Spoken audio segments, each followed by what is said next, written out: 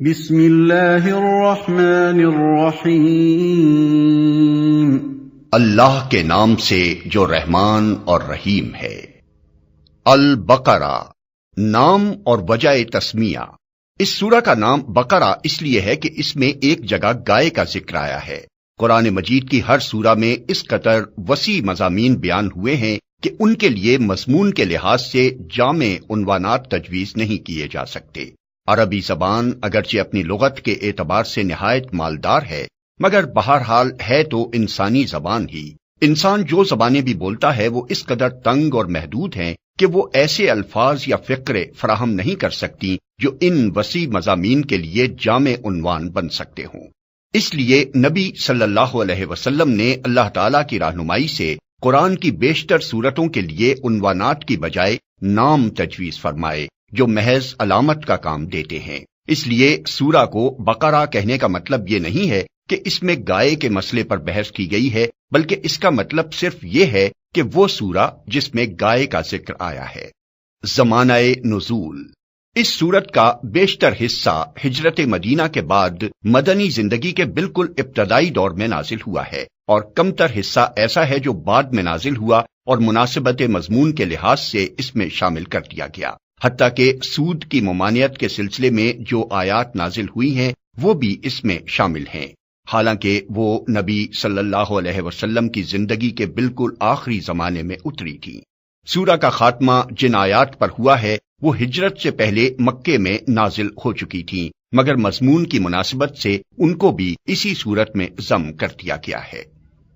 شان نزول۔ اس سورت کو سمجھنے کے لیے پہلے اس کا تاریخی پس منظر اچھی طرح سمجھ لینا چاہیے۔ ایک، ہجرت سے قبل جب تک مکے میں اسلام کی دعوت دی جاتی رہی، خطاب بیشتر مشرکین عرب سے تھا، جن کے لیے اسلام کی آواز ایک نئی اور غیر مانوس آواز تھی۔ اب ہجرت کے بعد سابقہ یہودیوں سے پیش آیا، جن کی بستیاں مدینے سے بالکل متصل ہی واقع تھیں۔ یہ لوگ توحید، رسالت، وحی، آخرت اور ملائکہ کے قائل تھے، اس ضابطۂ شرعی کو تسلیم کرتے تھے جو خدا کی طرف سے ان کے نبی موسیٰ علیہ السلام پر نازل ہوا تھا، اور اصولاً ان کا دین وہی اسلام تھا جس کی تعلیم حضرت محمد صلی اللہ علیہ وسلم دے رہے تھے۔ لیکن صدیوں کے مسلسل انحطاط نے ان کو اصل دین سے بہت دور ہٹا دیا تھا۔ اس وقت حضرت موسیٰ کو گزرے ہوئے تقریباً 19 صدیاں گزر چکی تھیں۔ اسرائیلی تاریخ کے حساب سے حضرت موسیٰ علیہ السلام نے 1272 قبل مسیح میں وفات پائی،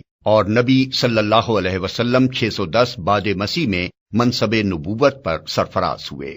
ان کے عقائد میں بہت سے غیر اسلامی عناصر کی آمیزش ہو گئی تھی جن کے لیے تورات میں کوئی سند موجود نہ تھی۔ ان کی عملی زندگی میں بکثرت ایسے رسوم اور طریقے رواج پا گئے تھے جو اصل دین میں نہ تھے اور جن کے لیے تورات میں کوئی ثبوت نہ تھا۔ خود تورات کو انہوں نے انسانی کلام کے اندر خلط ملط کر دیا تھا، اور خدا کا کلام جس حد تک لفظاً یا معناً محفوظ تھا اس کو بھی انہوں نے اپنی منمانی تعویلوں اور تفسیروں سے مسخ کر رکھا تھا۔ دین کی حقیقی روح ان میں سے نکل چکی تھی، اور ظاہری مذہبیت کا محض ایک بے جان ڈھانچہ باقی تھا جس کو وہ سینے سے لگائے ہوئے تھے۔ ان کے علماء اور مشائخ، ان کے سرداران قوم اور ان کے عوام سب کی اعتقادی، اخلاقی اور عملی حالت بگڑ گئی تھی، اور اپنے اس بگاڑ سے ان کو ایسی محبت تھی کہ وہ کسی اصلاح کو قبول کرنے پر تیار نہ ہوتے تھے۔ صدیوں سے مسلسل ایسا ہو رہا تھا کہ جب کوئی اللہ کا بندہ انہیں دین کا سیدھا راستہ بتانے آتا تو وہ اسے اپنا سب سے بڑا دشمن سمجھتے اور ہر ممکن طریقے سے کوشش کرتے تھے کہ وہ کسی طرح اصلاح میں کامیاب نہ ہو سکے۔ یہ لوگ حقیقت میں بگڑے ہوئے مسلمان تھے جن کے ہاں بدعتوں اور تحریفوں، منہ شگافیوں اور فرقہ بندیوں، استخاں گیری اور مغز افغنی، خدا فراموشی اور دنیا پرستی کی بدولت انحطاط اس حد کو پہنچ چکا تھا کہ وہ اپنا اصل نام مسلم تک بھول گئے تھے، محض یہودی بن کر رہ گئے تھے، اور اللہ کے دین کو انہوں نے محض نسل اسرائیل کی آبائی وراثت بنا کر رکھ دیا تھا۔ پس جب نبی صلی اللہ علیہ وسلم مدینہ پہنچے تو اللہ تعالیٰ نے آپ کو ہدایت فرمائی کہ ان کو اصل دین کی طرف دعوت دیں۔ چنانچہ سورہ بقرہ کے ابتدائی 15-16 رکوع اسی دعوت پر مشتمل ہیں۔ ان میں یہودیوں کی تاریخ اور ان کی اخلاقی و مذہبی حالت پر جس طرح تنقید کی گئی ہے، اور جس طرح ان کے بگڑے ہوئے مذہب و اخلاق کی نمایاں خصوصیات کے مقابلے میں حقیقی دین کے اصول پہلو بپہلو پیش کیے گئے ہیں، اس سے یہ بات بالکل آئینے کی طرح واضح ہو جاتی ہے کہ ایک پیغمبر کی امت کے بگاڑ کی نوعیت کیا ہوتی ہے۔ رسمی دینداری کے مقابلے میں حقیقی دینداری کس چیز کا نام ہے، دین حق کے بنیادی اصول کیا ہیں، اور خدا کی نگاہ میں اصل اہمیت کن چیزوں کی ہے۔ 2، مدینہ پہنچ کر اسلامی دعوت ایک نئے مرحلے میں داخل ہو چکی تھی۔ مکہ میں تو معاملہ صرف اصول دین کی تبلیغ اور دین قبول کرنے والوں کی اخلاقی تربیت تک محدود تھا، مگر جب ہجرت کے بعد عرب کے مختلف قبائل کے وہ سب لوگ جو اسلام قبول کر چکے تھے ہر طرف سے سمٹ کر ایک جگہ جمع ہونے لگے اور انصار کی مدد سے ایک چھوٹی سی اسلامی ریاست کی بنیاد پڑ گئی، تو اللہ تعالیٰ نے تمدن، معاشرت، معیشت، قانون اور سیاست کے متعلق بھی اصولی ہدایات دینی شروع کی اور یہ بتایا کہ اسلام کی اساس پر یہ نیا نظام زندگی کس طرح تعمیر کیا جائے۔ اس سورت کے آخری 23 رکوع زیادہ تر انہی ہدایات پر مشتمل ہیں جن میں سے اکثر ابتدا ہی میں بھیج دی گئی تھیں اور بعض متفرق طور پر حسب ضرورت بعد میں بھیجی جاتی رہیں۔ 3، ہجرت کے بعد اسلام اور کفر کی کشمکش بھی ایک نئے مرحلے میں داخل ہو چکی تھی۔ ہجرت سے پہلے اسلام کی دعوت خود کفر کے گھر میں دی جا رہی تھی اور متفرق قبائل میں سے جو لوگ اسلام قبول کرتے تھے وہ اپنی اپنی جگہ رہ کر ہی دین کی تبلیغ کرتے اور جواب میں مصائب اور مظالم کے تختہ مشق بنتے تھے۔ مگر ہجرت کے بعد جب یہ منتشر مسلمان مدینہ میں جمع ہو کر ایک جتھا بن گئے اور انہوں نے ایک چھوٹی سی آزاد ریاست قائم کر لی تو صورتحال یہ ہو گئی کہ ایک طرف ایک چھوٹی سی بستی تھی اور دوسری طرف تمام عرب اس کا استحصال کر دینے پر تلا ہوا تھا۔ اب اس مٹھی بھر جماعت کی کامیابی کا ہی نہیں بلکہ اس کے وجود و بقا کا انحصار بھی اس بات پر تھا کہ اولاً وہ پورے جوش و خروش کے ساتھ اپنے مسلک کی تبلیغ کر کے زیادہ سے زیادہ لوگوں کو اپنا ہم عقیدہ بنانے کی کوشش کرے، ثانیاً وہ مخالفین کا برسر باطل ہونا اس طرح ثابت و مبرہن کر دے کہ کسی ذی عقل انسان کو اس میں شبہ نہ رہے،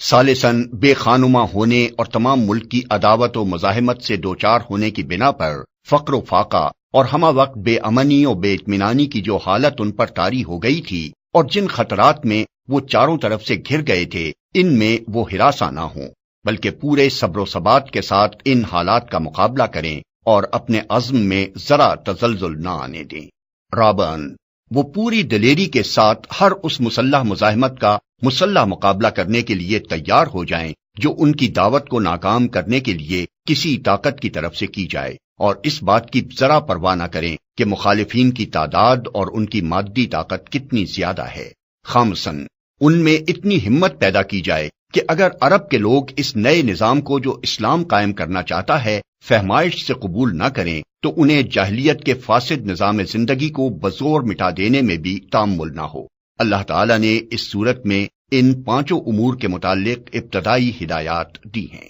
4، دعوت اسلامی کے اس مرحلے میں ایک نیا عنصر بھی ظاہر ہونا شروع ہو گیا تھا اور یہ منافقین کا عنصر تھا۔ اگرچہ نفاق کے ابتدائی آثار مکہ کے آخری زمانے میں بھی نمایاں ہونے لگے تھے مگر وہاں صرف اس قسم کے منافق پائے جاتے تھے جو اسلام کے برحق ہونے کے تو معترف تھے اور ایمان کا اقرار بھی کرتے تھے لیکن اس کے لیے تیار نہ تھے کہ اس حق کی خاطر اپنے مفاد کی قربانی اور اپنے دنیاوی تعلقات کا انقطاع اور ان مصائب و شدائد کو بھی برداشت کر لیں جو اس مسئلہ کے حق کو قبول کرنے کے ساتھ ہی نازل ہونے شروع ہو جاتے تھے۔ مدینہ پہنچ کر اس قسم کے منافقین کے علاوہ چند اور قسموں کے منافق بھی اسلامی جماعت میں پائے جانے لگے۔ ایک قسم کے منافق وہ تھے جو قطعاً اسلام کے منکر تھے اور محض فتنہ برپا کرنے کے لیے جماعت مسلمین میں داخل ہو جاتے تھے۔ دوسری قسم کے منافق وہ تھے جو اسلامی جماعت کے دائرہ اقتدار میں گھر جانے کی وجہ سے اپنا مفاد اسی میں دیکھتے تھے کہ ایک طرف مسلمانوں میں بھی اپنا شمار کرائیں